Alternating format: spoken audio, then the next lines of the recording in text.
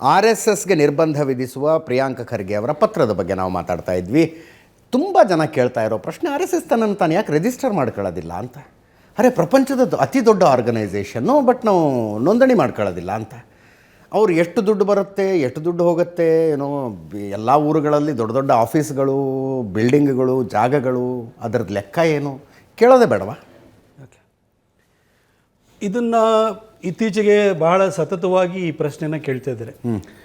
RSS ಯಾಕೆ ತನ್ನನ್ನು ತಾನು ನೋಂದಣಿ ಮಾಡಿಕೊಂಡಿಲ್ಲ, ಇನ್ನೊಂದು RSS ಅವ್ರು ಯಾಕೆ ಲಾಠಿ ಇಟ್ಕೋತಾರೆ. ಎರಡೂ ವಿಷಯಗಳಿಗೆ ನಾನು ಉತ್ತರ ಕೊಡೋದಾದರೆ, ಒಂದು RSS ಸ್ಥಾಪನೆಯಾದಂಥ ಒಂದು ಸಂದರ್ಭವನ್ನು ನೋಡೋಣ. 1925 RSS ಸ್ಥಾಪನೆ ಆಗೋಕ್ಕಿಂತ ಪೂರ್ವಭಾವಿಯಾಗಿ ಒಂದಿಷ್ಟು ವಿಚಾರಕ್ಕೆ ಹೋಗೋದಾದರೆ, 1906ರಲ್ಲಿ ಮುಸ್ಲಿಂ ಲೀಗ್ ಪ್ರಾರಂಭ ಆಗುತ್ತೆ.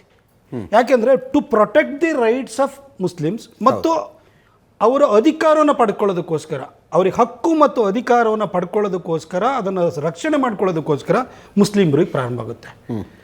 ಅದಾಗಿ ಒಂದು 9 ವರ್ಷದ ನಂತರ 1915ರಲ್ಲಿ ಹಿಂದೂ ಮಹಾಸಭಾ ಪ್ರಾರಂಭ ಆಗುತ್ತೆ. ಹಿಂದೂ ಮಹಾಸಭಾ ಪ್ರಾರಂಭ ಆಗಿದ್ದು ಇದು ಹಿಂದೂ ರೈಟ್ಸನ್ನು ಮತ್ತು ಇದನ್ನು ಏನು ಅವ್ರಿಗೆ ಹಕ್ಕುಗಳನ್ನು ಮತ್ತು ಅಧಿಕಾರವನ್ನು ಪ್ರೊಟೆಕ್ಟ್ ಮಾಡ್ಕೊಳ್ಳೋಕ್ಕೆ ಸೇಮ್ ಉದ್ದೇಶವನ್ನು ಇಟ್ಕೊಂಡು ಹಿಂದೂ ಮಹಾಸಭಾನೂ ಕೂಡ ಪ್ರಾರಂಭ ಆಗುತ್ತೆ. ಯಾಕೆಂದರೆ ಮುಸಲ್ಮಾನರು ಯಾವಾಗ ಪೋಲರೈಸ್ ಆಗ್ಲಿಕ್ಕೆ ಹೋದರೂ, ಎಲ್ಲರೂ ಸ್ವಾತಂತ್ರ್ಯವನ್ನು ಗುರಿಯಾಗಿ ಇಟ್ಕೊಂಡು ಹೊರಟಿದ್ದಾಗ ಮುಸಲ್ಮಾನರ ಮಧ್ಯದಲ್ಲಿ ಇವ್ರದ್ದೊಂದು ಸಪ್ರೇಟಾಗಿ ಸ್ಟಾರ್ಟ್ ಮಾಡಿದರು.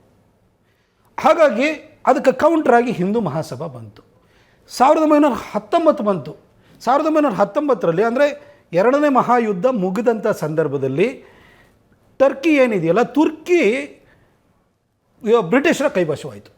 ಬ್ರಿಟಿಷರು ಭಾರತದ ಮೇಲೆ ಆಳ್ವಿಕೆಯನ್ನು ನಡೆಸ್ತಾಯಿದ್ರು. ಅಲ್ಲಿ ಆಟಮನ್ ಟರ್ಕ್ಸನ್ನು ಪದಚ್ಯುತಗೊಳಿಸಿ, ಖಲೀಫನನ್ನು ಪದಚ್ಯುತಗೊಳಿಸಿ ಅಧಿಕಾರವನ್ನು ಬ್ರಿಟಿಷರು ತೊಗೊಂಡ್ರು. ಬ್ರಿಟಿಷರು ತೊಗೊಂಡಿದ್ದ ಕಾರಣಕ್ಕೆ ಬ್ರಿಟಿಷರು ಅಲ್ಲಿ ವಾಪಸ್ಸು ಖಲೀಫನನ್ನು ಪುನಃ ಪ್ರತಿಷ್ಠಾಪನೆ ಮಾಡಬೇಕು, ರೀಇನ್ಸ್ಟೇಟ್ ಮಾಡಬೇಕು ಅಂತ ಭಾರತದಲ್ಲಿ ಖಿಲಾಫತ್ ಚಳವಳಿಯಿಂದ ಆರಂಭ ಆಗುತ್ತೆ.